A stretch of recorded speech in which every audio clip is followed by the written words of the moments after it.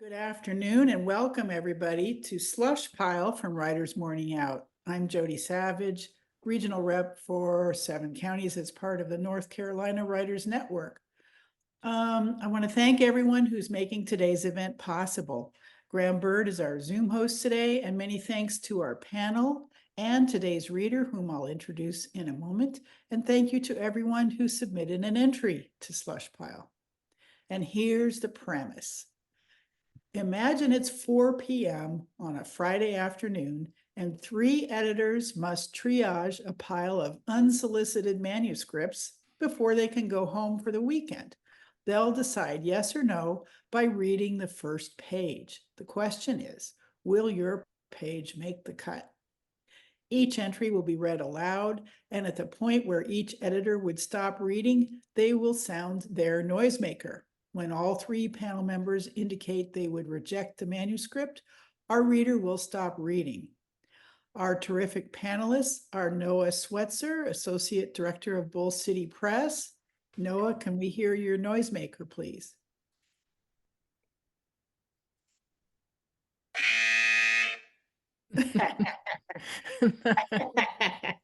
Tracy Crow from the Tracy Crow Literary Agency, who is also a publisher and author. Tracy, can we hear your noisemaker, please?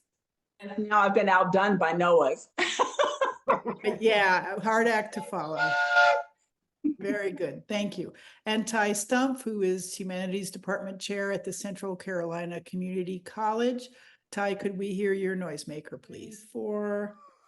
All my sounds are dedicated to a new puppy I have, so I'll just weigh in. I'll verbalize. Yeah. Just say, hey, stop. You know, that works. Buzzer. Buzzer, yeah. When all 3 buzzers or other sounds have sounded, or at the end of the page, whichever comes first, the panel will share their observations. The panel's comments are always insightful, whether they're talking about your entry or someone else's. Our reader today is Steevie Jane Parks, an audiobook narrator, who is also an abstract painter with a background in clinical psychology. All right, take it away, Steevie, with the top page on today's Slush Pile. So I think this is Chasing the Tides fiction. Is that correct? Mm-hmm. Okay. It says Dublin, Ireland, July 1921. Sean Sullivan gulped in quick breaths as he hid behind a thick hedgerow of St. Stephen's Green, painfully clasping his left hand to his chest. His eyes darted from side to side, and he hunched lower onto the compact Irish turf. Evening was descending, and a nearby magpie trilled in raspy chatter, saluting the end of the day. But fear filled Sean's nostrils. His hand throbbed with the memory of the sneering soldier who had tried to cripple him. God damn them. He cradled his injured hand. In his mind, he still heard the grenade that had knocked him flat. Lying in the dirt, a British soldier viciously drove his boot down hard on Sean's left hand and smirked as he raised his Enfield rifle. A second later, a fellow patriot, Declan Lynch, shot the bastard in the back of the head. But the bones in Sean's hand had been badly broken. Gripped by searing pain, and with the help of Declan, he had managed to wrap his hand in a makeshift bandage and strike out for cover. Had it only been a month since he joined the IRA? He thought about Tim, his older brother, who'd been killed by a sniper soon after signing up. Sean was only 20 and newly married, but his tousled brown hair and blue eyes gave him the look of a younger boyo. What the hell had happened in the last 2 weeks? Chaos, misinformation, and superior weaponry gave the British the edge to triumph over the IRA. Although there were rumors of a ceasefire, Sean felt panic about being on the losing side. A few IRA boys had gone into hiding and, like Sean, were now considered deserters. A bounty was on their heads. All right, thank you, Steevie. Now, we had one person buzz during the reading, but we did get to the end of the page. I buzzed in with my new trademark buzzer sound. Yeah. Uh, it sounds a little bit like a hockey game. It just occurred to me. Anyway, there's a lot of information that's being delivered on the first page. I appreciate that. I see what the challenge is to try to give me, the reader, as much context, and so that's happening a lot all the way down the page. The thing is, the page starts with Sean gulping quick breaths, hiding. It's very like things are happening, but then there's a lot of discussion to fill in the background. And by the time we get to that third question that Sean asks himself, like at that point, I think I'm ready to get back into the action of hiding, and like, let's get back to the action. And the author has chosen to kind of go in and give us a little more background about what Sean, like the context for Sean, which I appreciate needs to be done at some point. It's just, I felt like we were going far afield from right now. The right now, if I'm reading correctly, is that Sean is gulping quick breaths and hiding. And while he's doing this, our poor character is waiting as we read all of this background information. And I'm kind of ready to get back to Sean before the end of the first page. Mhm. Even if it's just some way to bring that information into the here and now while he's struggling with something, you know what I mean? So. I'll jump in. Excuse me. As a literary agent, I read the whole page, but I probably would not have turned the page. And I'll share why. The reason is for a lot of what Noah has already said.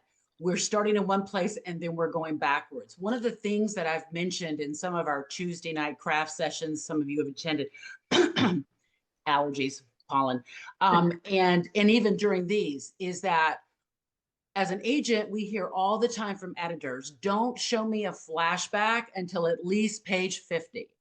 And what we've done here is we've immediately gone into a flashback. Now, a sentence might have, that just, in fact, when we get to one of these, I'll point that out, where the writer dips into one sentence that gives a little bit of history of that person. And that's fine because it doesn't stall it that much. But when it goes this far, then I, as an agent, have to look at this and say, this is a writer who hasn't figured out where to open the story yet. Because in my mind, the story opens with the grenade knocking him to the ground and then allow him to face the soldier with the weapon. I mean, why couldn't it start there? You see what I'm saying? And continue to move forward. And then they're in hiding. And then we find out that there's a bounty on them. So, you know, or start off something like now considered deserters, and the two of them are running or whatever, and then, you know, he's knocked out by a grenade. And then we see the rifle in the face, and then we see the image of the, you know, his buddy shooting the soldier in the back of the head. So we don't need all the other stuff. How had it only been a month since he had been in the IR? All of that's just stalling. Does that make sense? Mhm. We could have started right with the actual action of that scene and kept it going, and then dipped a little bit, you know, here and there without stopping on the front page. Okay, I'll stop there. I agree. I agree with Tracy's assessment too. I read the first one, and they're, you know, they're,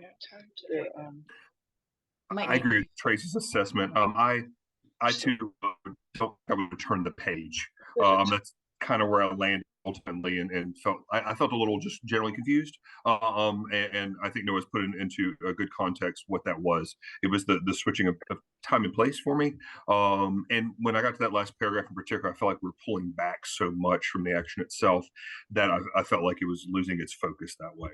So I have to admit that I have to agree that I don't think I would turn the page either. So I think my stopping point was at the end. Okay. Very good. All right. Thank you very much, panel. I'm going to Okay. second reading, please. Okay, the second reading is called Uncovered, and it's fiction. From the bottom of the broad staircase leading up to the government house, Kat nodded to the stately marble statue of Christopher Columbus, who had overseen Nassau Harbor since the mid-1800s. As she climbed the wide steps, she admired the white trim and graceful columns of the pink building, as she always did. How it reminded her, graceful columns of the pink building, thinking, as she always did, how it reminded her of a big birthday cake. Because protocol required it, she flashed her identification badge at the security guard. "Good morning, Thomas." Thomas acknowledged her with a nod and a smile. "You early this morning, Miss Edwards. Must be some important government work you doing." He held the door and admitted Kat to the pristine lobby lined with the official portraits of the Commonwealth of the Bahamas prime ministers. Kat walked across the spotless marble floor and paused in front of the likeness of Lyndon Pindling, the first prime minister. Although he left a tarnished legacy, above all else, he was credited with securing the vote for all Bahamians, regardless of color or position. She gave him a wink. "Well done." She turned to the elevators and inserted her key card, making sure not to leave fingerprints on the mirror-finished brass doors. As the elevator opened on the top floor, she stepped briskly across the immaculate outer office, ignoring an admonishment from the scowling receptionist. "You don't have an appointment. You can't go in there." Without breaking her stride, Kat beelined across the room, her heels clicking on the hardwood floor. She steeled herself before pushing open the heavy door to the prime minister's private quarters. Mhm. I actually blew my noisemaker, but I forgot to unmute myself. Oh, Amazing how that happens, right? Not very effective. Let me just say that where I did blow it was when she stops, again, noticing something else along the way. So now she's stopping again. So she's already noticed Christopher Columbus, the marble statue. She's already talking about the building. Now she stops in front of paused in front of the likeness of Lyndon Pindling. I just felt like it was too forced. I felt like we're getting lots of forced information at us, like we're supposed to like almost cramming it, spoon feeding it, you know? I will say that I love the part about you don't have an appointment, you can't go in there. That was really well done dialogue, very short, succinct. But that's where I was kind of falling apart with it, was at all the constant noticing things. I too started to pause with "well done," and it pulled me back for a second. Generally speaking, I would argue on the first page, I don't want to think too hard. I know that may sound bad, but I basically want to dive into it and not start thinking about the character, what she's going to do in the future. But in that moment, I thought, does she do this every time? Is this something she always does? If it's an ism of hers, then I think as pages turn, I can accept that. But I did have a question.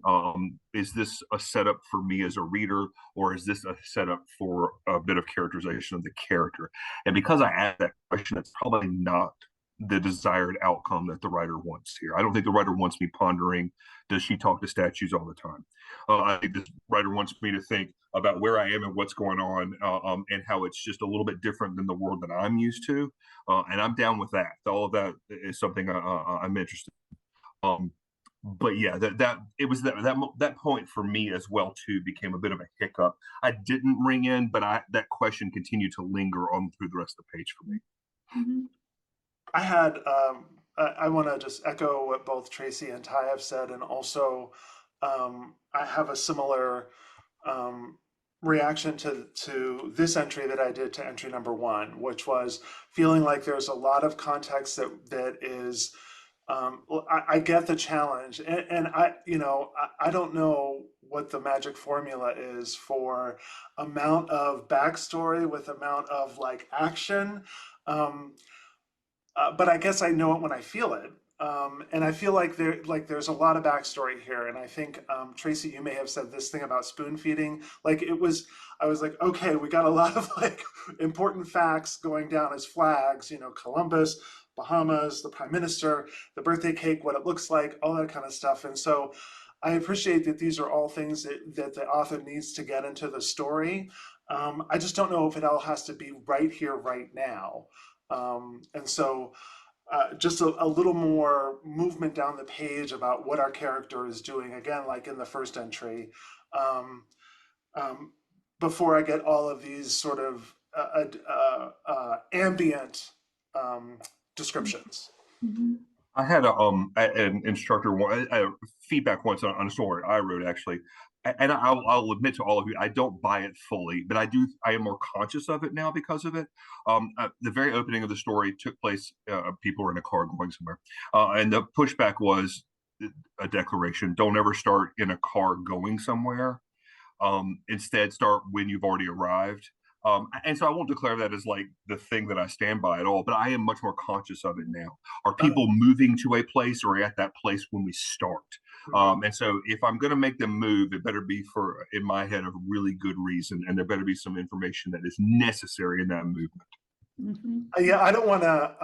I will. I'm gonna just like refer to previous ones of these that we've done, and something I learned from doing this from you guys actually was so many stories start with Noah opened his eyes on Tuesday morning. And Ty, your point about that sounds a little bit along those lines, like from that sort of like group of ideas. Like, it's not always great to start at a thing that looks like the start. Right.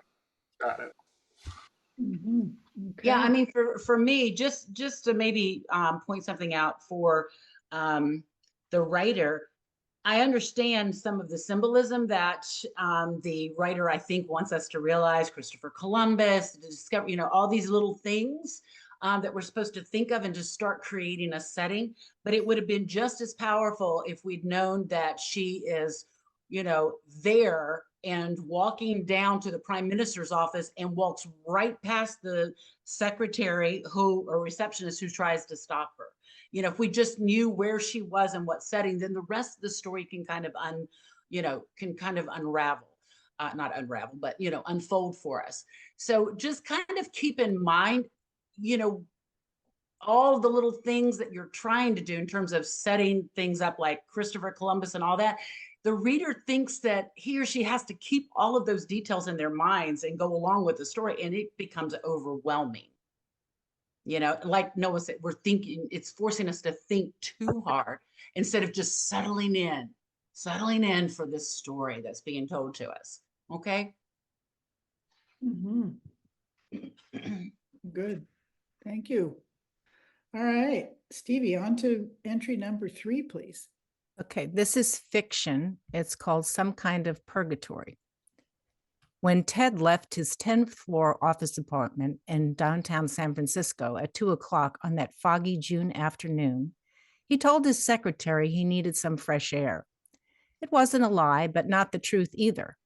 Once again, he was restless and needed to wander, seeking something he couldn't define. Still, he walked purposely down the street. As his father had said, that is what bankers do.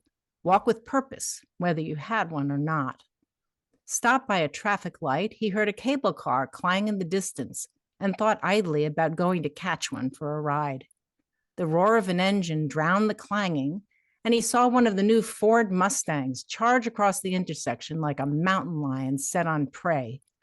He'd wanted one since the car was introduced some months before, but Harriet accused him of having a midlife crisis.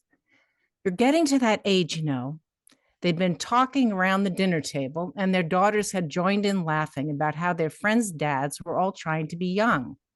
When the girls began asking for mini skirts, they are the latest fashion from England. You always like us to be in. Harriet finished their homework. She then had to do the dishes, saying to Ted, "If you must do something, you can always go to Hawaii. Just don't go having an affair on me." Maybe the country was having a midlife crisis. Maybe the country was having a midlife crisis. What with the growing unrest of Negroes in the South and students across the Bay in Berkeley, the Asia, and the assassination of President Kennedy the previous year, Ted watched as the Mustang disappeared down the street and a faded two-tone Studebaker belched black smoke. I'll jump in first this time, if that's all right. Overall, I didn't ring in. So overall, I found the first page to be interesting, and one that I appreciate that I was piecing together what the time frame was, and by the time I got to the bottom of the page, I had a good year in mind and all of that. So with that said, I find it interesting enough to move forward. I'm going to give one little bit that I'll suggest, though. I'd really like the middle paragraph to be broken up with each new person speaking. I think it will look faster and read faster, and in so doing, it's going to feel a little more conversational to me. I think in this moment, I giggled at the last little banter. Just don't go have an affair on me. That was just enough for me to find that a little amusing, as well too. So I think that part was done well. But I would like it to look like a faster conversation that they're having. But with that said, I'd turn to page 2. Since Noah's still muted, I'll go ahead and jump in. Yeah, I'm unmuted. I remember this as a draft from, I think, the last Slush Pile, and I was really impressed that this was much smoother and just overall much better. There's a good rhythm that's going on here with sentences and with thoughts that I really admired. I just want to draw attention to a couple of things. One thing I wasn't completely sure was, had the girls already left the kitchen and the area when Harriet says to Ted, if you must do something, just don't have an affair on me. I wasn't quite clear if they had already left the room. I thought that would have been a little odd to have said if they were still there. So the writer might want to make that just a little bit clear. Also, just be aware that whenever we bring up President Kennedy and the assassination, look at the name that follows that, Teddy Kennedy. So, just kind of be aware of, that odd placement. It may not, just be aware of it.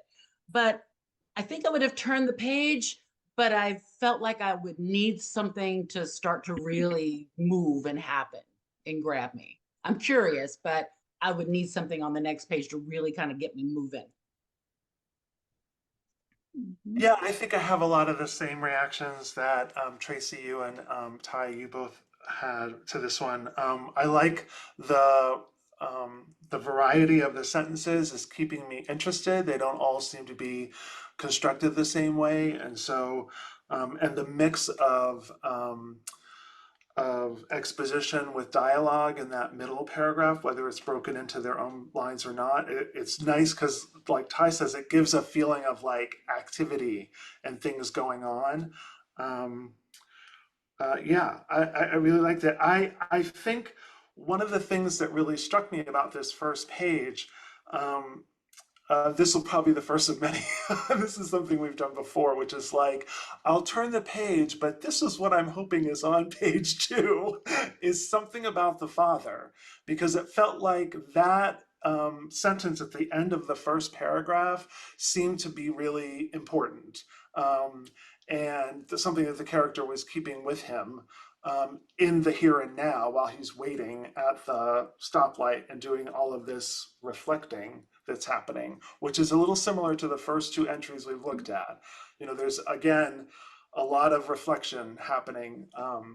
It's got a lot more activity, and I'm more engaged than the earlier 2.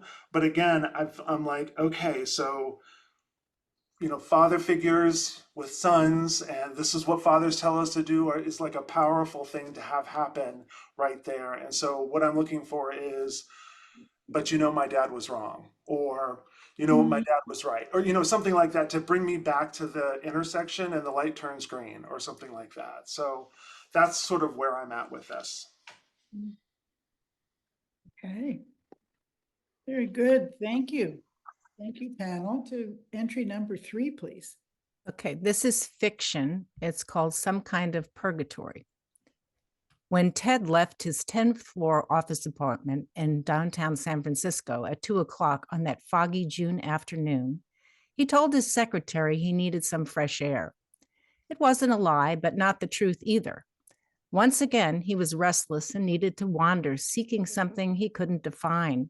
Still, he walked purposely down the street.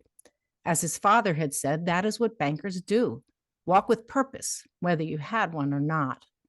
Stopped by a traffic light, he heard a cable car clang in the distance and thought idly about going to catch one for a ride. The roar of an engine drowned the clanging, and he saw one of the new Ford Mustangs charge across the intersection like a mountain lion set on prey. He'd wanted one since the car was introduced some months before, but Harriet accused him of having a midlife crisis. You're getting to that age, you know. They'd been talking around the dinner table, and their daughters had joined in laughing about how their friends' dads were all trying to be young. When the girls began asking for miniskirts, they are the latest fashion from England. You always like us to be in. Harriet finished their homework. She then to do the dishes, saying to Ted, if you must do something, you can always go to Hawaii. Just don't go having an affair on me. Maybe the country was having a midlife crisis. Maybe the country was having a midlife crisis. What with the growing unrest of Negroes in the South and students across the Bay in Berkeley, the Asia, and the assassination of President Kennedy the previous year. Ted watched as the Mustang disappeared down the street and a faded two-tone Studebaker belched black smoke. I'll jump in first this time, if that's all right. Overall, I didn't ring in. So overall, I found the first page to be interesting, and one that I appreciate that I was piecing together what the time frame was, and by the time I got to the bottom of the page, I had a good year in mind and all of that. So with that said, I find it interesting enough to move forward. I'm going to give one little bit that I'll suggest, though. I'd really like the middle paragraph to be broken up with each new person speaking. I think it will look faster and read faster, and in so doing, it's going to feel a little more conversational to me. I think in this moment, I giggled at the last little banter. Just don't go have an affair on me. That was just enough for me to find that a little amusing, as well too. So I think that part was done well. But I would like it to look like a faster conversation that they're having. But with that said, I'd turn to page 2. Since Noah's still muted, I'll go ahead and jump in. Yeah, I'm unmuted. I remember this as a draft from, I think, the last Slush Pile, and I was really impressed that this was much smoother and just overall much better. There's a good rhythm that's going on here with sentences and with thoughts that I really admired. I just want to draw attention to a couple of things. One thing I wasn't completely sure was, had the girls already left the kitchen and the area when Harriet says to Ted, if you must do something, just don't have an affair on me. I wasn't quite clear if they had already left the room. And I thought that would have been a little odd to have said if they were still there. So the writer might want to make that just a little bit clear. Also, just be aware that whenever we bring up President Kennedy and the assassination, look at the name that follows that, Teddy Kennedy. So, just kind of be aware of, that odd placement. It may not, just be aware of it. But I think I would have turned the page, but I felt like I would need something to start to really move and happen and grab me. I'm curious, but I would need something on the next page to really kind of get me moving. Yeah, I think I have a lot of the same reactions that Tracy, you and Ty, you both had to this one. I like the variety of the sentences is keeping me interested. They don't all seem to be constructed the same way, and so and the mix of exposition with dialogue in that middle paragraph, whether it's broken into their own lines or not, it's nice because, like Ty says, it gives a feeling of like activity and things going on. Yeah, I really liked it. I think one of the things that really struck me about this first page, um, this will probably be the first of many. This is something we've done before, which is like, I'll turn the page, but this is what I'm hoping is on page two, is something about the father, because it felt like that sentence at the end of the first paragraph seemed to be really important. And something that the character was keeping with him in the here and now while he's waiting at the stoplight and doing all of this reflecting that's happening, which is a little similar to the first two entries we've looked at. You know, there's again a lot of reflection happening. It's got a lot more activity, and I'm more engaged than the earlier two. But again, I'm like, okay, so you know, father figures with sons, and this is what fathers tell us to do, or is like a powerful thing to have happen right there. And so what I'm looking for is, but you know, my dad was wrong, or you know, my dad was right, or you know, something like that to bring me back to the intersection and the light turns green or something like that. So that's sort of where I'm at with this. All right, so entry number 4, Stevie, thank you. Okay, this one is young adult fiction. It's called The Caretaker.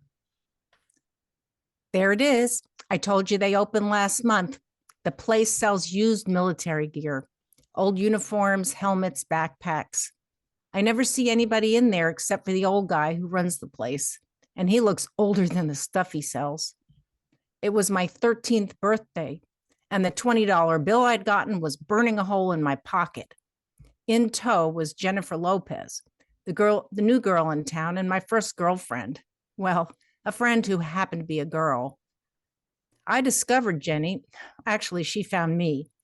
New to Abraham Lincoln Middle School, she wandered the lunchroom searching for a seat. Each promising space evaporated with a shifting of bodies. Frustrated, she shoved her way onto the nearest table and then asked, "Hi, guys, mind if I park here?" She looked directly at me. Her hazel eyes and freckled nose were in sharp contrast to her dark hair and olive skin. Ring The in high, here. is that a beep? Yeah, I'd ring in here. Yes. The high volume boasting that served as our conversation went silent. Johnny Davenport's egg salad sandwich slipped onto his shirt and his jaw dropped. The lunchroom has unspoken rules. You don't sit anywhere. There is an order to the chaos, a filing system, like in the library. There's the jock table, the goth corner, those prepubescent freshmen, and us. We are the in-betweens, a little nerdy and kind of wannabe jocks. By that, I mean some of us are beginning to notice girls, but not ready to go public.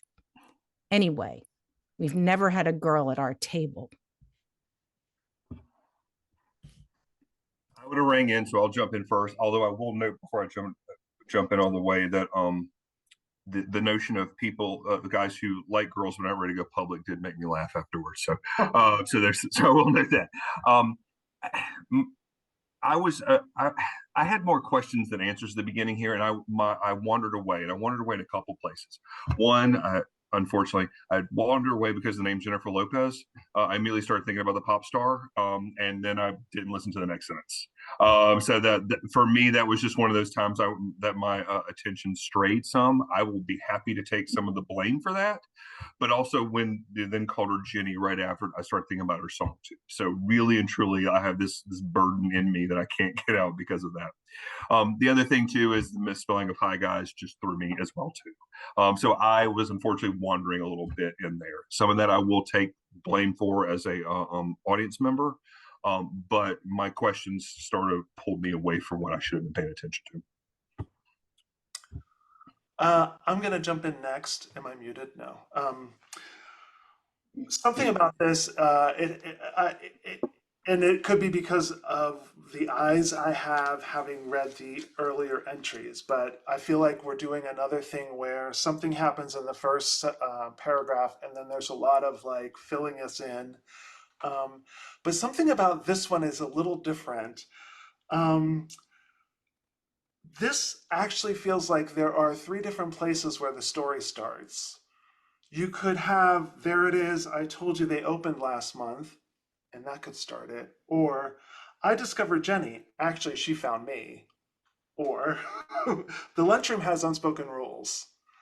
I mean, they're all really like, I like all, I kind of like all of them. I actually don't like the one that's the first one as much as the other two. Sorry, writer, because I know you're trying to juggle a lot. I really like the lunchroom paragraph, starting it, because I feel like this gets so interesting to me. All of the discussion about how the lunchroom works, and then getting into I discovered, because like, right, anyway, we've never had a girl at our table.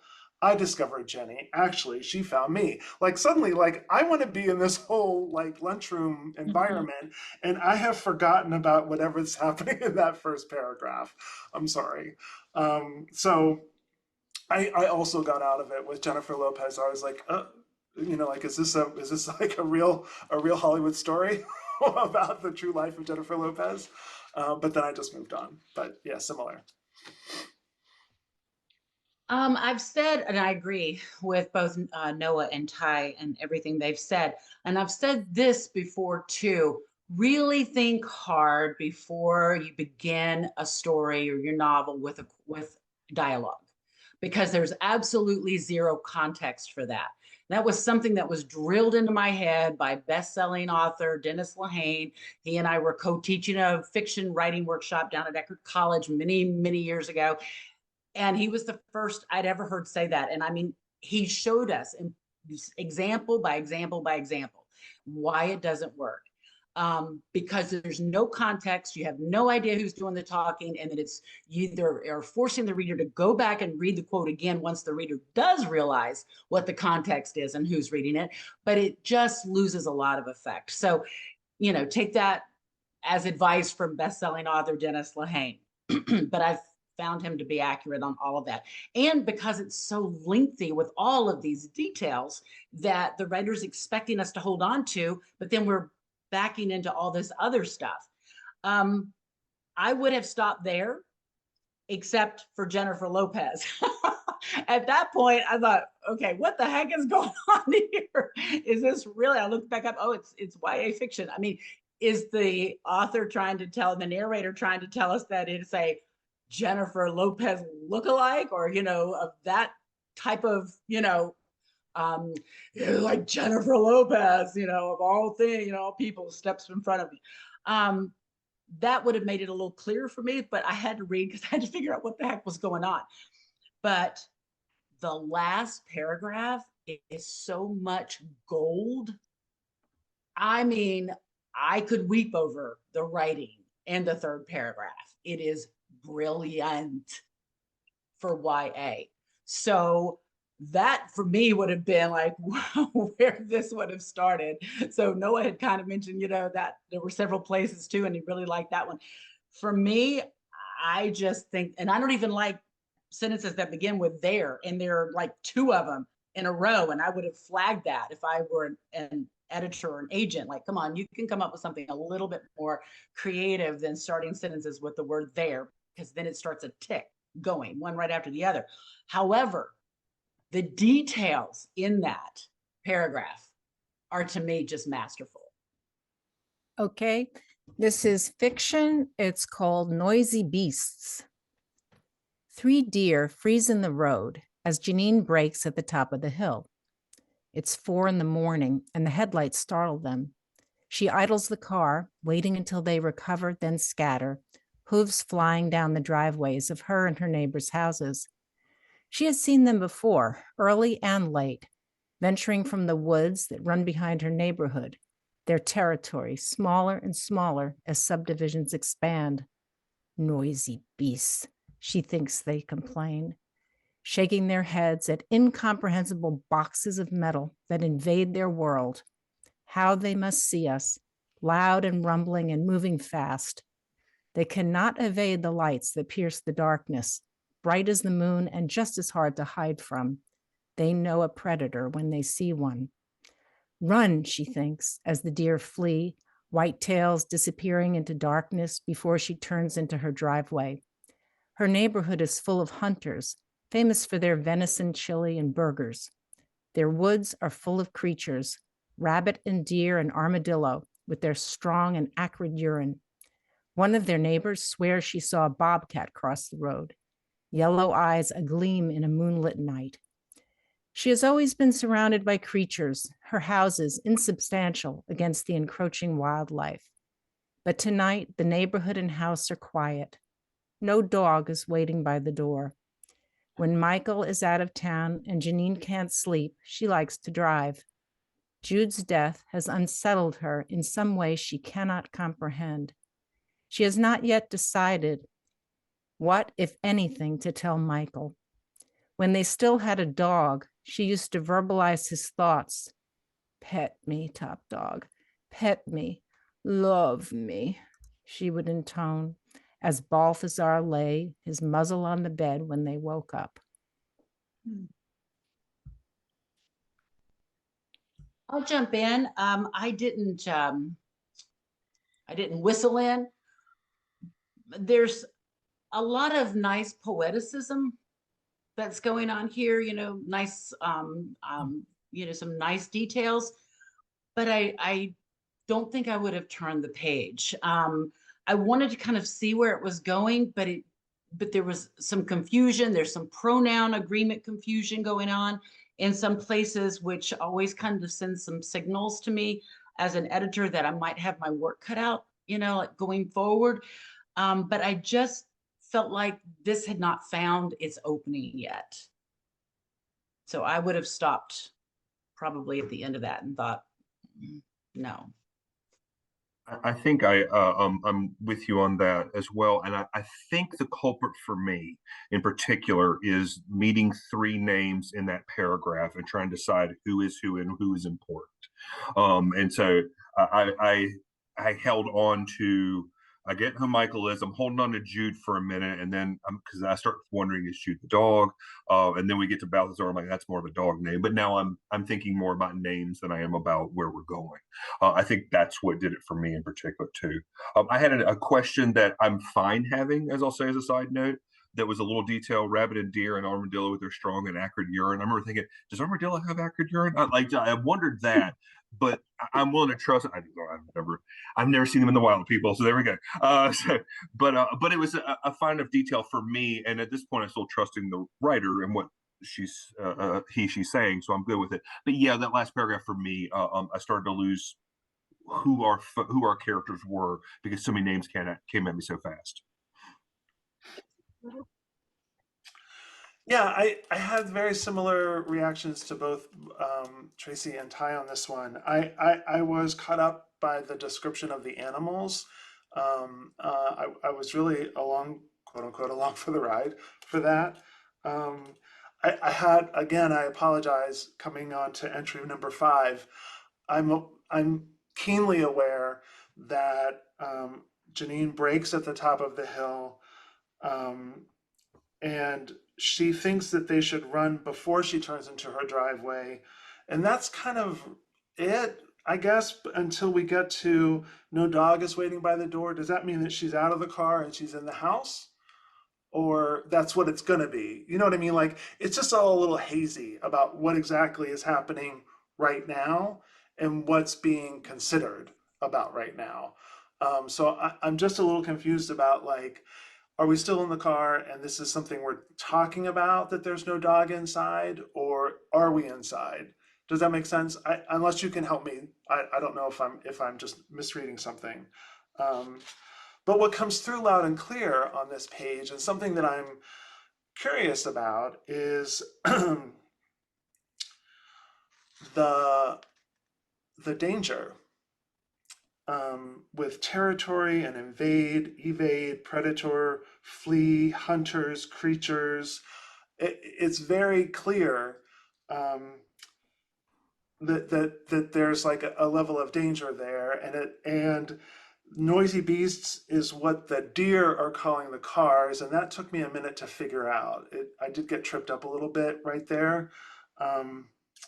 So just so you know, maybe, and it may be because of the pronoun she thinks they complain, like it just, like, I don't know, I for a second I was like, who?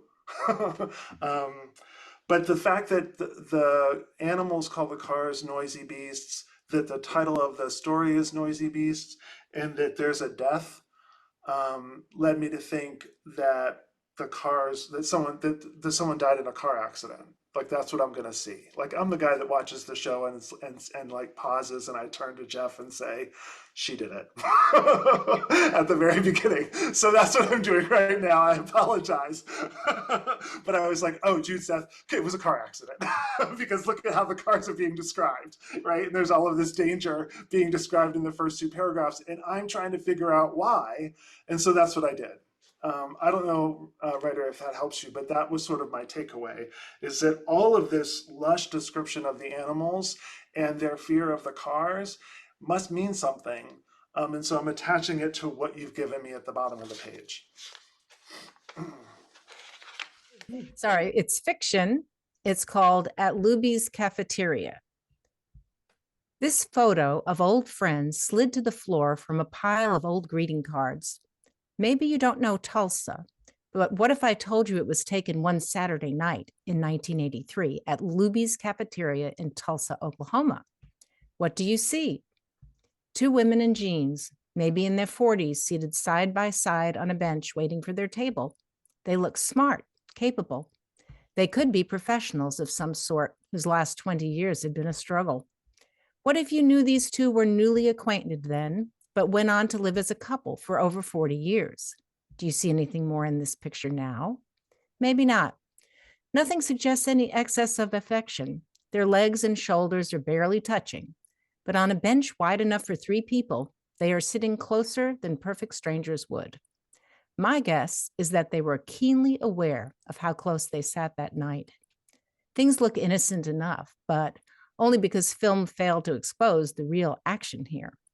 The picture resembles a Chagall painting of 2 lovers at that moment when they are only an inch from a kiss. The camera cannot quite speak to that. The fact that a tiny space between them is a synapse lit up and sparkling invisibly. Right? Okay, writer. Sorry, guys, I'm jumping right in. Okay, writer. Gorgeous. Here it is. You gave away the ending of the first page. Just don't give away the ending. So the first question, what if I told you it was taken one Saturday night, da-da-da? Great. Take out the other questions. Just go, 2 women in jeans, da-da, whose last 20 years have been a struggle. Get rid of those questions, get rid of maybe not. Nothing suggests anything in excess of effect. Like, just keep revealing the picture. Don't tell us what the picture, like, what, do you see this? Like, don't do that. Stop talking to me. Describe this gorgeous picture that you're describing. Nothing suggests their legs, but on a bench, my guess, things look. The camera cannot, it's so gorgeous. You just gave away the ending. So when we get to the fact at the bottom, the fact that a tiny space between them is then it's lit up and sparking invisibly is just beautiful. So just don't give away the ending, because you kind of gave away the store when you asked us those questions earlier. It's gorgeous, gorgeous, gorgeous writing about that photograph, and really, I think, does what those questions try to set up. So you don't have to do that if you don't want to. Maybe you're using this technique of interrogating the reader later in the book, and that serves a purpose. I don't know. I'm just looking at the first page, but looking at this page, that would be how I would react, or that is how I am reacting, I should say. I was going to ask the question of my co-panelists here that same thing. How do you feel about questions? I was going to ask a question about questions. How do you feel about questions being asked of you literally in a piece? I am reserved about it, generally speaking, and I think a lot of times because it feels a little too much like a setup for me. It feels a little bit too much like I am the writer and I need to set you up so that we're on the same page, kind of thing. I reflect Noah's feedback that the stuff is already there that you need. I don't think you need to set me up. I feel comfortable with 2 women in jeans and to kind of move forward that kind of way as well too. So that was my hang up about this. But I was curious what my panelists thought as well too. again, that's one of these times I have to decide: is this a personal preference on my own, or am I seeing something that's a little bit more of a something to push back on for a trend reason or something like that as well too. But yeah, I'd say pull the questions themselves and let this stand as it is. And then I've got the tension. I've got some interest moving forward about what the hell it's like in 1983 in Tulsa, and what I do and do not know about what that must be like. Using second person point of view, injecting that in there, breaking that wall, you know, basically like theater people will talk about breaking, I forget what that's called, breaking something. Break the fourth wall, yeah. The fourth wall, yeah. That's good. You know, that can be effective at times. It can be Yeah. interesting. It's a little gimmicky. So Mm. keep that in mind. And sometimes, you know, your editors or agents are a little gun shy about things that are too gimmicky coming across, especially very early on before anything else is really established. I agree with everybody who's spoken, you know, and I share in the enthusiasm Noah has for for a lot of these details that are being that are unfolding for us. But I'll tell you what stops me more than even the questions is actually the opening. This photo of old friends slid to the door from a pile of old greeting cards. This photo, as opposed to what other photo, or it's awkward. And it kind of throws me from the very beginning. Maybe you don't know Tulsa. Well, what does my knowledge about Tulsa have to do with like this particular photo? So the opening just didn't feel smooth enough given the gorgeousness of a lot of the rest of it. It felt really off. And I had a hard time settling in, and I had to go back and read it, you know, a second, third time to make sure that I was appreciating the other stuff that's in there, because the opening just was kind of like, what's going on there? So it could have, I think the writer may have been looking for the way in, looking for that inciting incident or that triggering incident into something, and using that photo. So that's fine. Just, you know, use the photo, but also think about how that photo is going to be introduced. You know, is the narrator showing the photo to someone? I mean, why not just tell us the narrator showing the photo without the gimmicky part that's happening here? So there's so much good in this, and it's being muted to some degree by some of the other stuff that we've kind of mentioned, but there's a great amount of potential here. Ty, you asked about questions, and I honestly had to think about that quite a bit when I considered this one, because I reacted to the question. I knew that I was reacting to being questioned, and I thought, why am I having such a reaction to this? And I think it's because as a writer, it's risky. You don't know what your reader does or doesn't know. And so what if you knew these two were newly acquainted then, but went on to live as a couple for over 40 years, right? Like you're like, as if you didn't consider that. It could be read that way, is what I'm saying.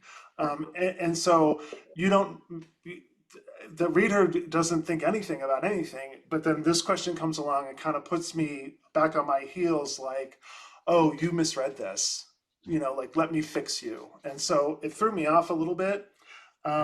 And I think that's a risk that questions can have, is because we're not in a conversation. You don't really, as a writer, I don't know what you know or don't know. And so if I ask questions on an assumption of what I think you know, it can go south pretty fast.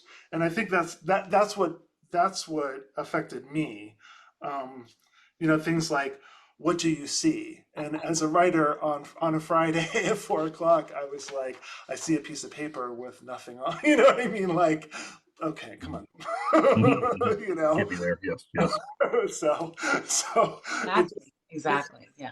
it's just chancy. It's just risky, depending on where your reader's head is at the time that they're reading.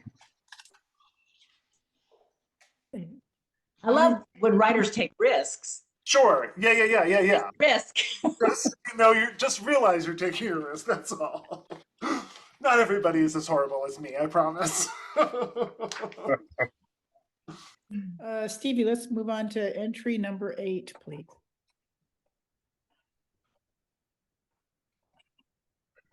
think you're muted. I'm there. I'm there. I'm there. Sorry.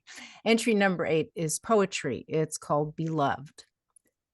Footprints that come and go and fit all feet. Down by the creek where the fat salamanders in the pools beside the stream used to scare me. They never moved, with blood-filled gills that looked like strands of brain. Near the cold pools where these still creatures lived, I stepped into the footprints on the soggy bank.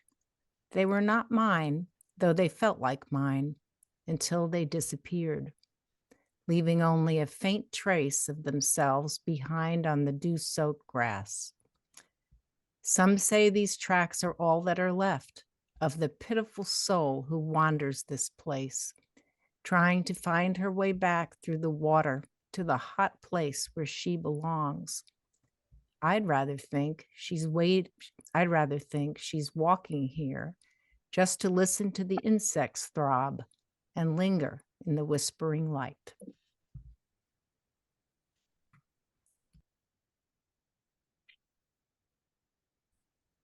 I'll jump in first. I'm going to start low and then go backwards. I like the phrase insects throb. I found that a little interesting to me and sort of brings with it not only I know how I tend to think of how insects sound. And so, but bringing with that something I wouldn't expect as much, I appreciate. So that was a line in particular that stuck out for me. I like some other images as well too. They're just different enough that they make me want to read further without being so terribly different that they turn me away. The one issue I have in this that I probably would need to do another reading or two before I really declare all of this is as we shift from first person, as we shift from a reference to I, and then shift to focusing on a she later on. I'm going back and forth on what I feel about that. Probably another reading or two would help clarify that. I guess the question for me as a reader, though, is as if I'm 4 o'clock on that Friday, am I rereading this again? Is it enough hooked for me to reread, or am I going to walk on? I'm still up in the air a little bit about that, to be frank. So I think that's the part for me that's a little bit of a disconnect that I would need to look at a little further. Yeah, I would read the whole thing, and I would send feedback, but I wouldn't accept it for publication. I feel like the poem isn't done. I feel like there's opportunities on the page still here. Some of them are just the release of the information that's here in front of us. Could be a little more dramatic.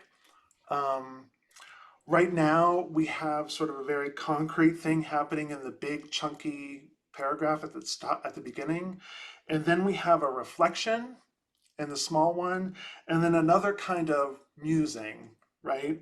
Some say that's like a reflection, and then I'd rather think is a musing, but then there's this thing at the top that's all sort of like there, the here and now.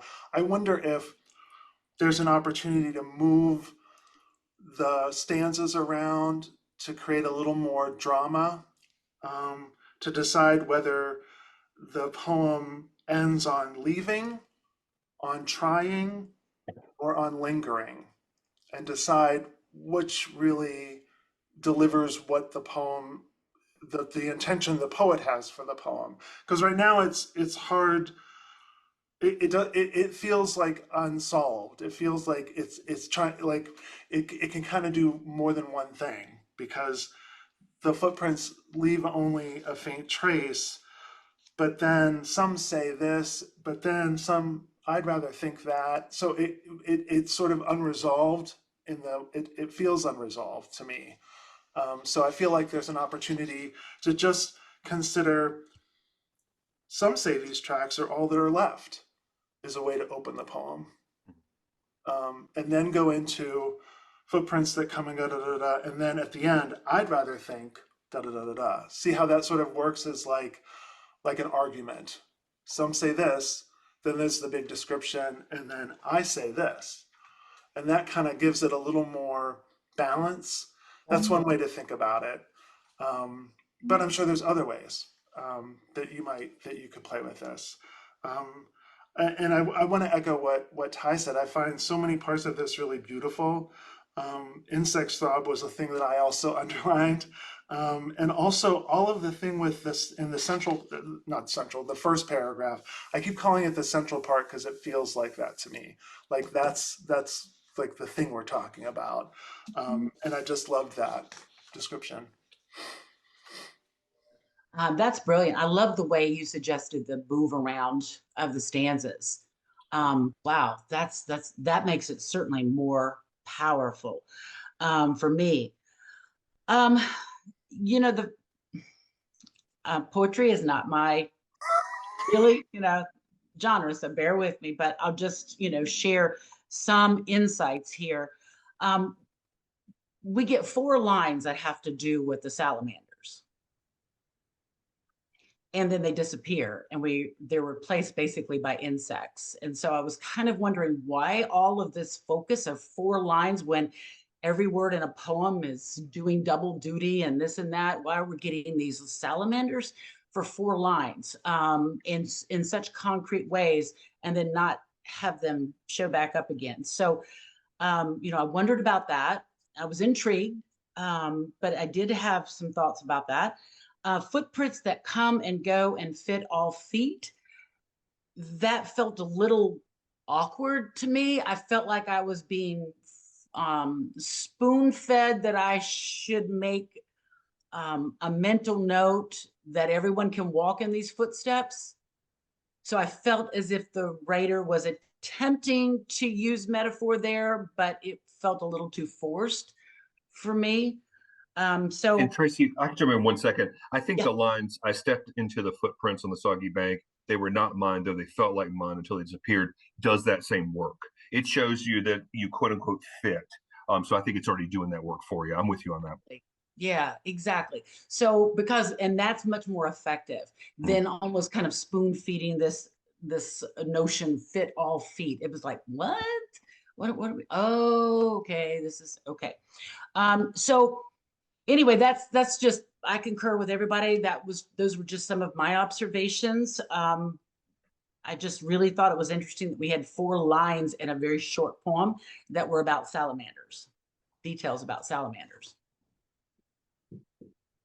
Now I need to go look up salamanders to find what the metaphysical meaning of salamanders are. Right. But the salamanders used to scare.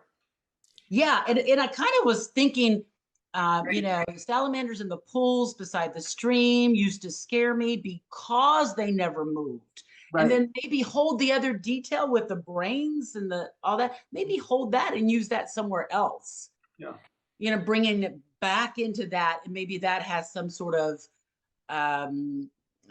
tip off as to what maybe happened to this person from this angry place where she belongs or something. Does that make sense? Yeah.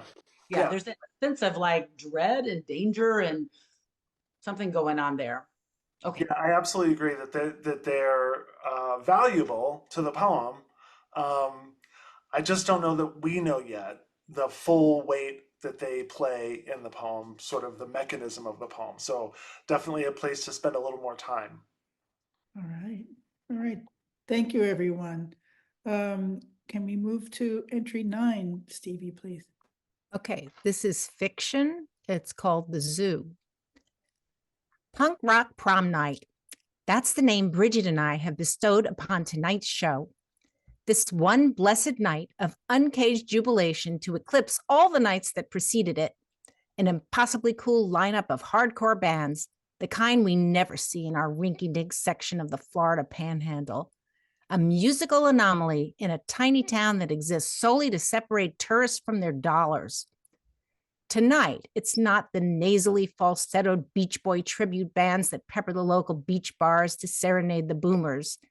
It's not the smooth jazz acts that soundtrack your aunt's latest hotel lounge romance. For fucking sure, it's not the Southern rock cover bands that crank out fractured versions of Freebird and Sweet Home Alabama, while drunk rednecks do all the fist-pumping, beer-spilling, and flag-flipping they can inside the dozen or so wood-grained oyster bars that stay full, even in the winter when the leathery tan masses return to their sweet Alabamian homes. No, Tonight, they're playing music for us, the tattered edges of the teenage populace, brought or born to this place full of middle-aged people living perpetual weekends where the land is cheap and the tax is cheaper. Who needs libraries, textbooks, or public parks when you've got Bargs, Boogie, and Blunts? So it's standard to get the kinds of bands that pander to the spring breakers and other vacationing flotsam. It's standard for us to see a friend of a friend's band screaming into a broken microphone in someone's parents' storage unit. It's standard that Bridge and I have to leave before the opening band set is ended because we have to get her home before curfew. Tonight, we are dealing with none of that bullshit. Oops. Well, nobody rang in. Ty, you want to go? Yeah, sure, I do. Yes, first of all, I like the notion of a punk rock prom night. That's already enough for me to want to go on a little further. I like the I like the. I'm stumbling, but I know why I'm stumbling. I'm getting there, I promise. So I like this character's / speaker's view on things. I find it interesting and it pushes me forward. I like the kind of bite that is there at all times. My question, and I got an answer towards the end, and so I'm still dealing with that question, was age and thus ability to make these observations. And that's always something I deal with when I deal with when I read a piece and I'm not quite sure. I go back and forth and I wonder, is a teenager this observant and capable? Now, I am willing to buy that as I move forward, but I would like a little more work done as we move forward for that to be the case. What makes this person's view, given, I would argue, a somewhat limited range of years, so universal and biting, and at the same time even conscious of her excitement that for once in life, this shit's going to go a little bit differently and they're going to be in front of it. So I'm good. I have questions, but I like what we're doing so far in terms of the voice that we're shaping. I just need it built up a little more by this person as we move forward. So I would turn to page 2 as the answer. Is how this person is knowledgeable. I'll give an example that I apologize for before I do it, because this is not the same thing, but I think it'll make a little sense. It's much like when you have a precocious child on a sitcom, and it's very obvious 35-year-old writers wrote this precocious child to be what they thought they wanted to be when they were a kid. I'm not saying this is where we are, but that's always my little concern as we move forward with things like that. Yeah, I'm gonna jump right in. I hope that's okay, Tracy, because my comment I think is connected to what Ty is saying, because it's the tone of the voice. I feel like the sentences get away from the speaker. The first paragraph is punchy and good. I really like it. The second paragraph is the first time it starts to happen. It's when you get to the third sentence. Tonight it's not the, and then it's not the smooth jazz, and then it's for fucking shake. It's sure not the Southern rock cover bands. That sentence is too long to do like the 1, 2, 3 punch that it feels like is being set up with those 3 sentences. Like the third sentence should be the shortest. It should be long, medium, short. And then it's like, bam. And you writer, you do that at the bottom where you have a lot of pretty long sentences. And then tonight we're dealing with none of that bullshit. Boom. But again, before you get there, we have a lot of long sentences that just some sentence variety gives it a little more punch. And I think you could hear it. Sometimes Stevie is so good at reading sentences that have dependent clauses that you can hear her voice like keeping the ball going until she gets to the period. And you can kind of hear sometimes like, oh, this is a long sentence where I have to keep saying it in a way because we're not at the end and now we're at the end. Like, so you can kind of, I heard it more this time than I felt it when I read it. But that's the thing about this piece that I just want to share. There's an opportunity to just trim some sentences so you have long ones and short ones, and it feels a little more, it has a little more variety and diversity, and that makes it exciting to, interesting to be reading as a reader. Yeah, I agree, because there's some nice repetition going on that adds some musicality which goes along with the theme here. So I really noticed that and liked that. I always love a good fragment, and the whole first paragraph is fragments. So I had to go back and read that and think, okay, am I okay with this? There's not a single complete sentence in this opening paragraph, but it kind of works, and I thought, I kind of like this, let's keep going. And then the repetition, I like that too. But I completely see Ty's point and agree, because I circled certain words that I felt like, okay, now what age are we talking about here? Because, bestowed doesn't seem like that would be a word choice for this particular age group. So I'm not sure if I'm really, getting the story of someone who was looking back on a particular night. I'm questioning that. I'm a little bit confused. And then of course, all of the other, specific details that, maybe someone of this particular age might not be quite old enough to be aware of, unless really, really unusual. And Ty's already brought those out. So just be aware language wise, does it fit with the age? And, and I think you're completely right, Noah, too, on that, the long, short, the long, medium, and short, just think about that and how you want that paragraph to actually read. I love the whole, bars, boogie, and blunts. That's pretty cool. So there's a lot good going on here. When I get to the bottom, I'm like, okay, tonight we are dealing with none of that bullshit. Even the word placement of that sentence is awfully mature. For someone within this age category. Tonight we are dealing with none of that, instead of tonight we're not dealing with that bullshit. We're not dealing with any of that bullshit. You see the difference, for an age. So, maybe it's fine because of what we're going to find on page 2, but just be aware of that. And I would turn, but something better start happening really quick. Because right now I feel like I'm getting summary, before anything's really a scene in front of me, which I prefer to see on a page 1. I have a question for my my friends here on the panel, because this is something that happens a lot in poetry, but it's just occurring to me now that I don't know that it does, or I don't know if it happens in prose. It's often suggested to read your work out loud into your phone and then listen to it out loud. Do you guys do that for prose writing as well? I suggest, for my students in particular, I suggest one that they read out loud themselves. So I don't always do the phone part, but I like that note. But 2, I also get them, especially if I suggest if anything's problematic, whether it's problematic because it doesn't quote unquote sound right, or you're just having trouble with it, to have somebody read it out loud to you. So I am reflecting a little bit of that. I don't tend to say it for the entire piece, although that is not a bad idea, especially ones that are first person like this. Well, that's what I was thinking, Ty. Especially if it's first person. A lot of what we're talking about is like, does this sound like the way someone would talk? And so that's what reminded me that I'm often told by teachers, you should read this out loud and see if you still like this. I mean, I'm one of those writers and editors and agents who actually encourages students and writers to actually read their work out loud and listen back to it, to hear where it falters, or to hear where they got stumbled up, or to listen to the tone.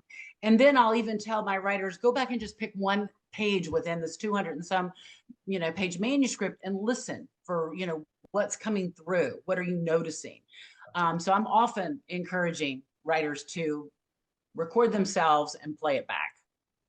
Yeah, I feel like this page is really like one session like that away from being done. Like, if just read it out loud and see, is this how you would talk as a teenager? Is this how you know what I mean? Some of the word choices, the sentence structures, that kind of thing. It might just sort of resolve itself through that as an exercise. Or if we have a better understanding of who the narrator is early on, then that's established, if this person is looking back, this, I mean, what's his Elias Wolf does a great job with that in This Boy's Life. It's like, You know, that opening of the truck and all that barreling, you know, all of that is just very well done. But we understand from his word choice, big truck, as opposed to specific details, that he is showing us what was going on in the mindset of him as a child at that point. And yet we also can pick up immediately that this is someone reflecting back on his life. Okay, Stevie, let's move on to entry 10, please.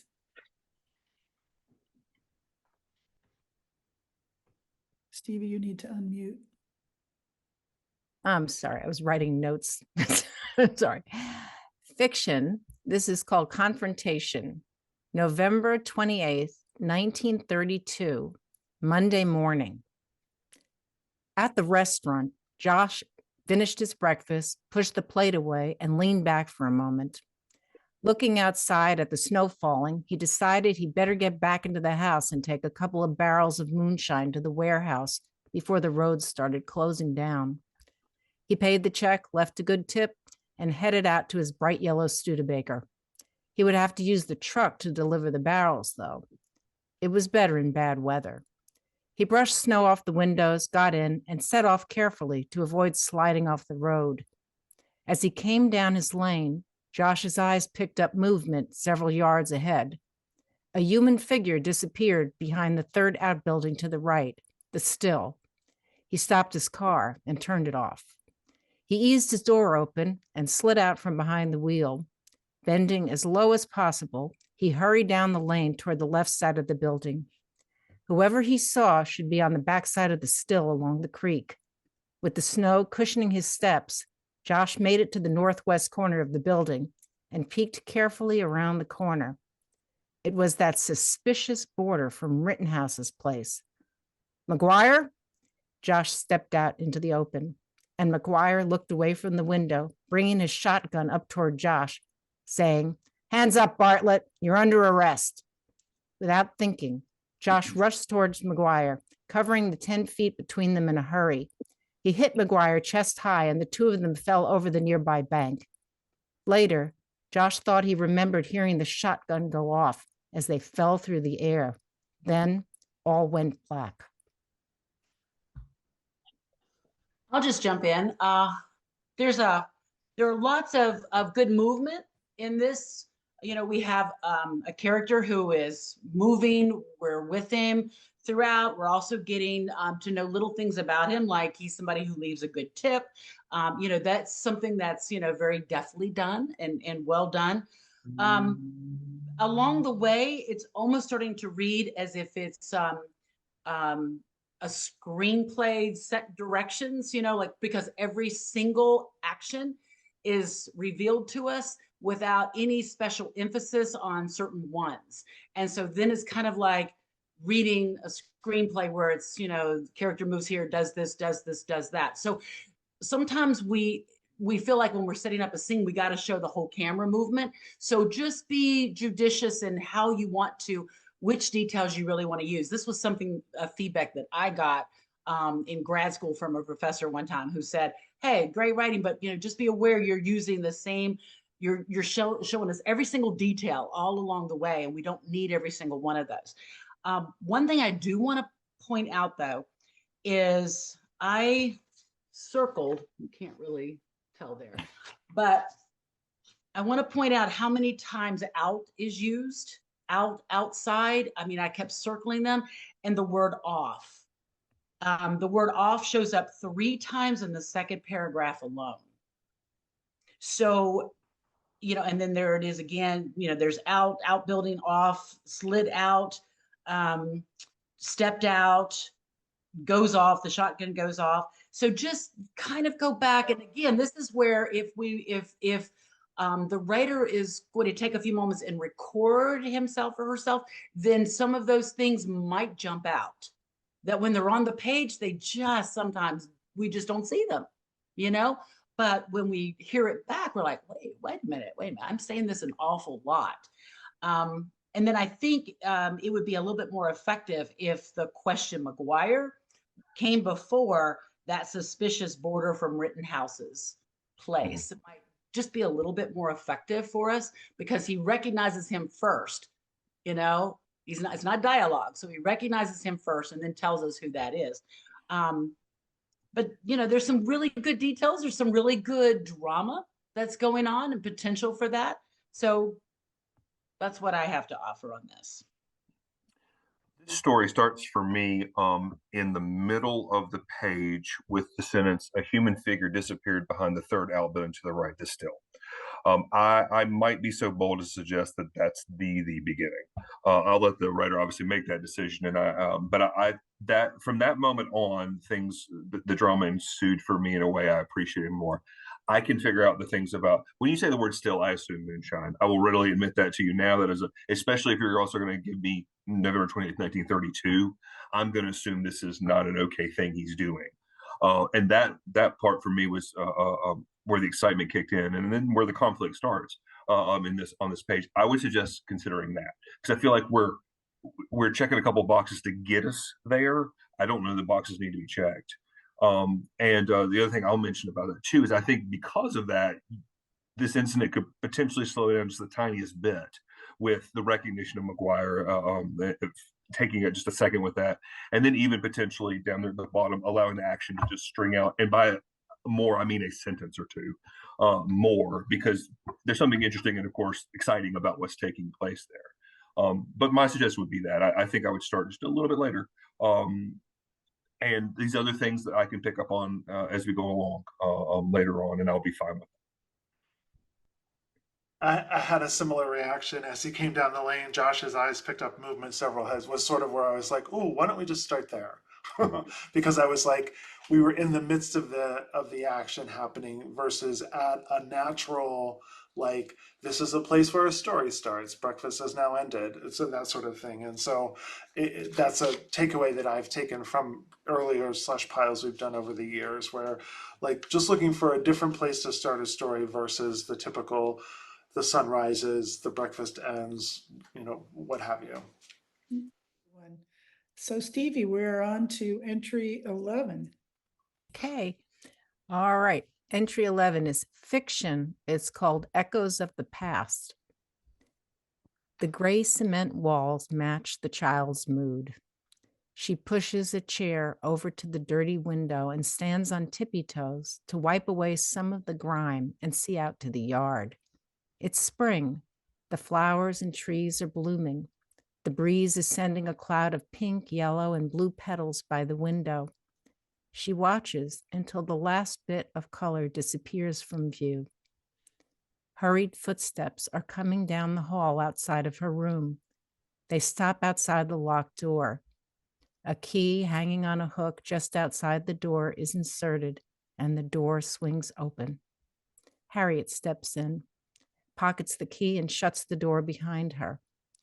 The little girl groans softly. Harriet's hair is a mess, her eyes wild, and she is maniacally whispering to the voices in her head. Harriet grabs the little girl and carries her over to a rocking chair.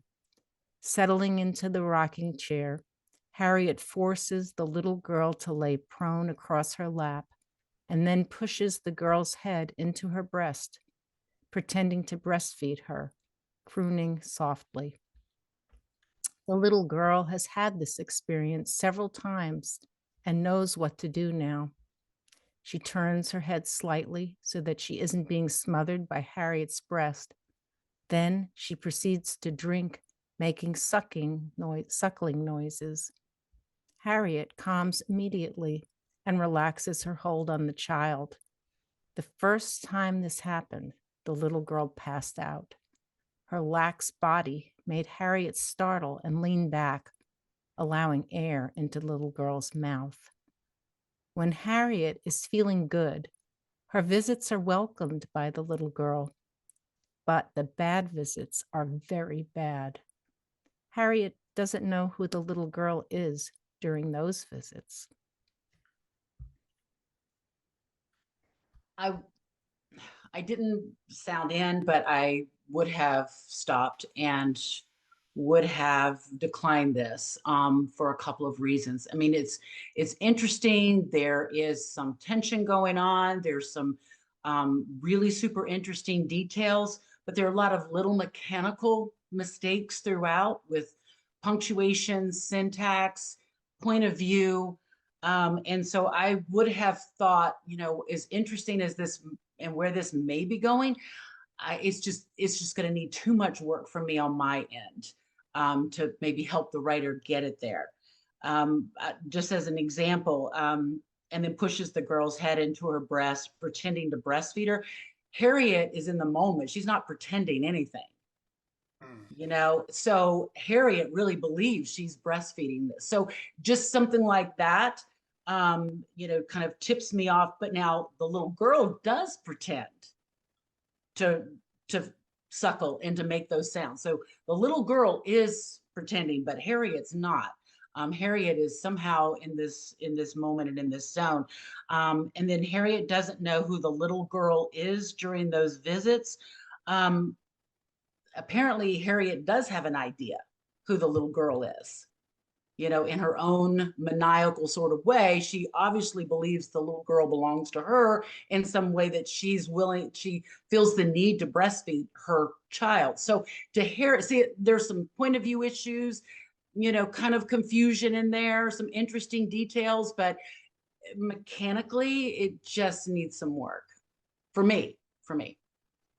Yeah, I got confused because it felt like I was reading with a certain amount of sympathy for the little girl, but then by the end of the page, I was supposed to be feeling sort of like that Harriet was the center, and so I got confused. Like, not that there can't be more than one sympathetic character, but I was confused because of that.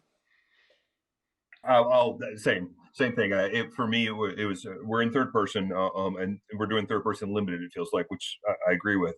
But yes, we've changed our focus. We've now gone to sit on Harriet's shoulder, and for what has been set up so far, my sympathy has been with the girl. I started to slow down and was a little uncertain if I would have continued, but a key hang on the hook. When the key was on the outside of the door, I thought, oh, okay, I'll go further. This is not completely what I expected to be. So that bought me another 2 paragraphs or so. But then, as the point of view started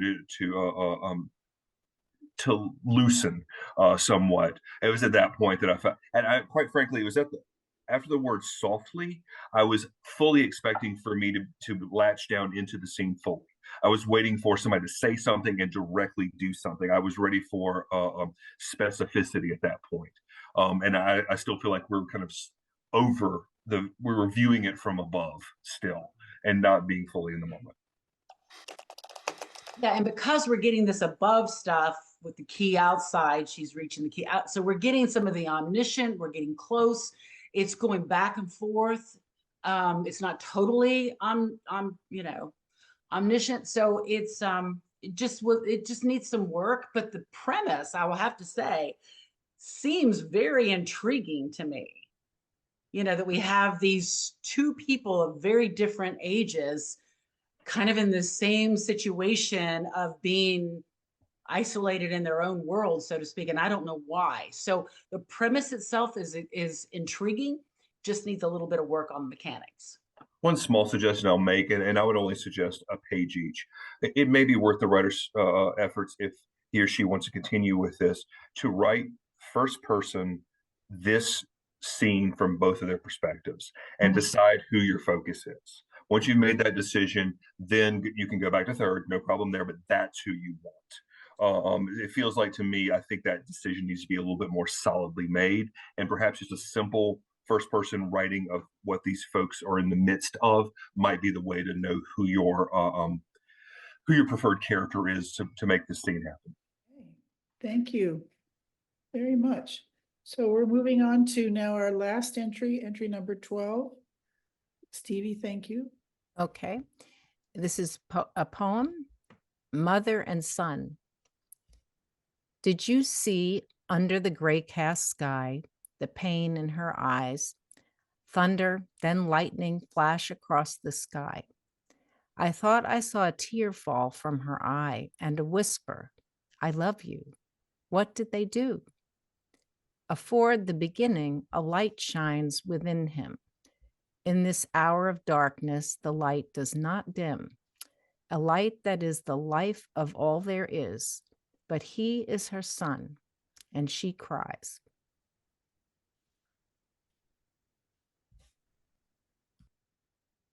I feel like we're, this is referencing crucifixion, the crucifixion. That's just where my mind went. And so I had a little bit of confusion about, we're in a past tense. Did you see, right? Isn't that past tense? And then it feels a little bit like a light shines within him. So now we're moving back into a present tense.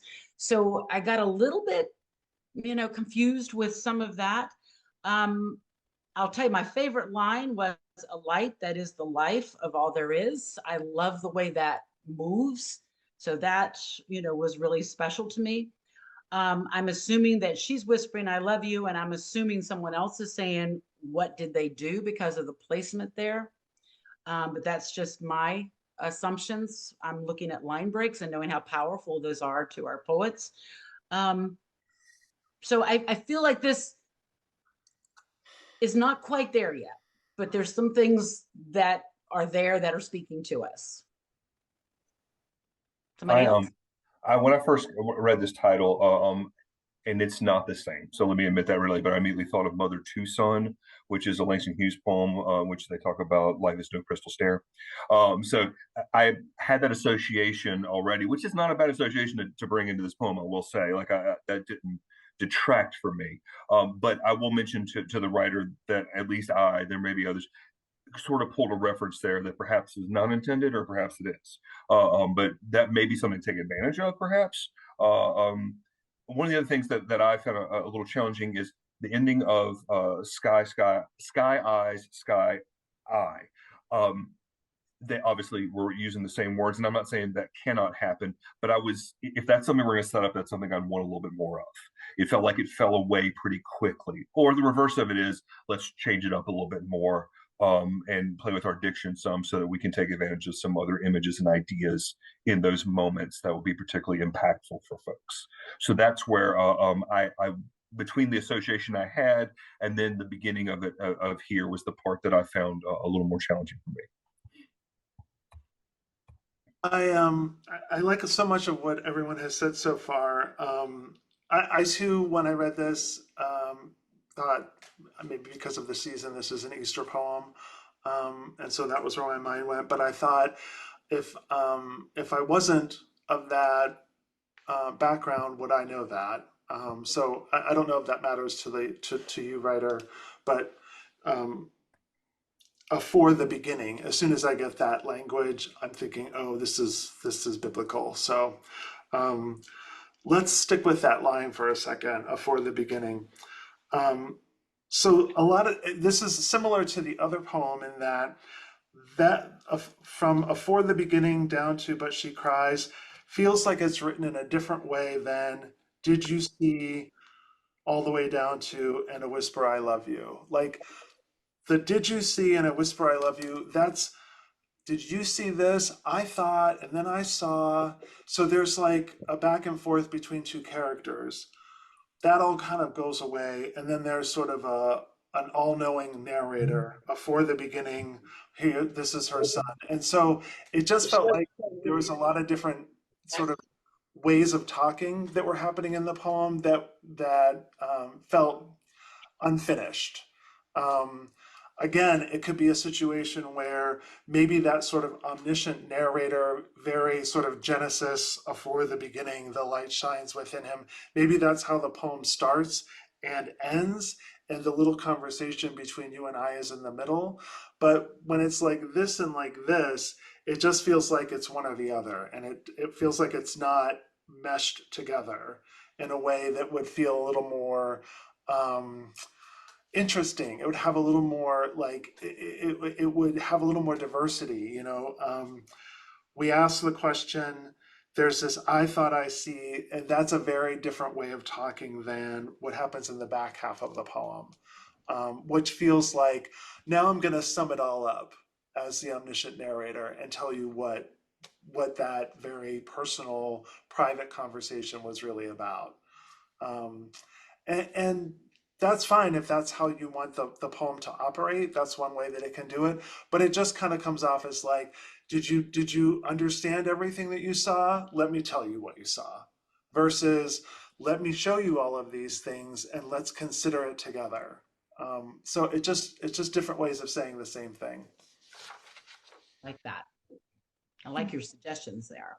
Oh, thank you very much. And I really like, I do think this is a question I have for you guys. Like, I read that poem and I thought, you know, my husband's an Episcopal priest. We just came out of Holy Week. Like, I know what this poem, I was like, I know what this poem is. But then I asked myself, like, does it, you know, how much do I as a poet need to think about whether or not my reader has that in their experience? Because if you didn't know that, you know, if you were raised in a different culture and with a different religious background, would you understand sort of what the poem was alluding to? And does that make a difference? Like, at some point I have to decide, right? Like who my audience is, or do I try to write in the hopes that I reach as many people as possible? Do you know what I mean? Like, do you guys think about that? I think it's best to write like you're saying, and then allow the reader to really make their own allusions to what it is, instead of it being maybe quite so obvious. Okay. Yeah. And let me ask a question I don't have the answer to all the way. But if we pulled the question, what did they do? Would this Senate, would you still, you all still assume that this poem was about Yes. biblical? I would have. And I don't think I would. I'm not suggesting there's a right answer here at all. I think that was the thing for me that I go, oh, okay, I got it. But I had to get halfway through before I felt confident that this was the illusion that was being made. Yeah, agreed. Yeah. It was right there, and then for the beginning, I was like, okay. Once I got the what did they do, I was like, oh, and then for the beginning, I was like, okay.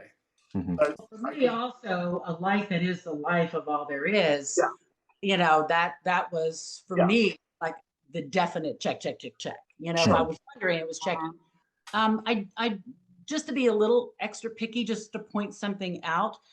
Because someone pointed it out to me one time, and that is about using phrases or words like, I saw a tear fall from her eye. It was pointed out to me one time with my own work that was sentimental writing. In other words, I'm doing this purposefully in order to elicit some sort of I think that's what sentimentality in writing is supposed to be. That's how it was described to me. I was kind of forcing it, you know, and basically forcing a reaction from my reader by using that kind of language. So just be aware of that and see if there's not a fresher way of using or describing what is being seen there. That's, yeah. The only thing I'll mention too, I'm always a little reserved about what I consider, and this is not an easy definition, notably formal language. And a word like a for is a notably formal, archaic word. I would not like the word before there, so I'll be frank there. But I'm always a little wary of it. And I'm not saying don't do it or anything like that. But when I land on only a selection or two per poem that does that, sometimes I feel like the writer's trying to tell me this is important, pay attention. And so I'm sometimes a little resistant to that as a reader. And I mean, because I had to stop for a second and go, okay, a for is a word, okay. And then I move on accordingly. So I will mention that just in passing, something to consider as well too. Especially I would argue, because in some ways, for lack of a better way to say it, this is a little more of a it's a more current thought in some ways to think about. And I mean, this is a bit of praise, to think about the woman who had this happen to her son, as opposed to the way that it's told and taken, which is this foregone conclusion that was absolutely necessary. I mean, I appreciate the thought of this. I appreciate what about the woman and her kid, or about his son? Sorry, not kid. So I'm good with that, and the formality to some degree, the informality of that idea is one that I like. Yeah, I want to want to underline that, what you said, Ty, because I appreciated that too, particularly coming out of the Easter season, to have this reminder of this that part of the whole point is that this is an incredibly human thing that's occurred, and the writer is really tapping into it by taking this particular idea and spending time looking at it. And I think there's an opportunity to spend a little more time on that aspect of it. So that, it kind of shifts itself away from what we're expecting to read on this topic and into something a little more gritty about, a woman watching her child be murdered. Yeah, I even questioned, could this actually be a poem about a woman whose son is gunned down by police? And, I mean, some of that same type of humanity is in there, but then the language tells us something else. Right. Right. Yeah. I think that's a really interesting challenge, Tracy, that the poem could do that. It could challenge the reader to recognize that human sort of devastation that's in the story, but also recognize it happening today again and again and again. There's a way that this poem could push itself even further. That's a great idea. Yeah, in some ways, sort of deify the everyday, and in so doing, there's something interesting about that connection. There really is. There is something really fascinating. I'm sorry. Go ahead. I was just going to say that's one of the problems that we're facing right now, is that there's not enough of that humanization and recognition, with some of the wars we're facing, we're always seeing the other as opposed to, the commonality. Yeah. I would just take a minute to thank all three of you for yet another really informative and enlightening session. You give each piece such close attention, and we learn so much. Thank you. Yeah. I think it's just amazing how much we can learn from hearing your thoughts about the things we didn't write, because there's just so much in what you have to say that's applicable to what we're doing. So thank you. Thank you, because I learn something constantly from these and from my fellow panelists. Every time. I was going to say I think it's a little selfish on our part, actually. Yeah. So same here. So I appreciate it. Yeah, it really is such a joy, and I'm so grateful for your work, for the opportunity, and the trust that you put in us to take a look at the things that you're working on so diligently, and so much talent and attention has gone into this. So I really appreciate your bravery, right? It's not an easy thing to do this, and so kudos out to all of you as well. Yeah, absolutely. It takes bravery to put your work out there, even if you are anonymous. It still takes chutzpah. So thanks everybody who submitted work, and everybody who submitted, and everybody who's online today. I've learned a bunch today, and I hope you have too. So thanks everybody, and hope to see you at the next Writers Morning Out. Thank you, guys. Well done.